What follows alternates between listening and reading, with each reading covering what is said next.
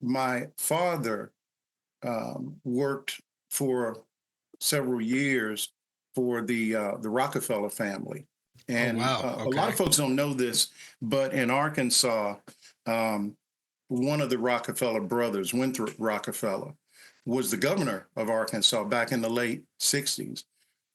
Before that, he was sort of like the renegade and moved, left all the money. He didn't leave the money; he just left the family, so to speak. And he moved to Arkansas, of all places. I have no idea why, and basically built a ranch on one of the mountains down there. And my dad worked for him, so we lived in that situation.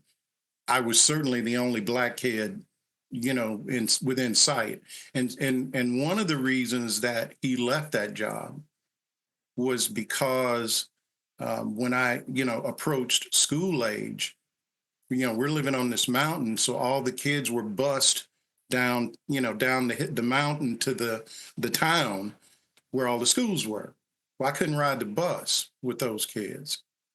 I didn't know any of this, so I was unaffected. But they're just little things like that as you go along, that you reflect on and say, "Huh, yeah, that was something," you know.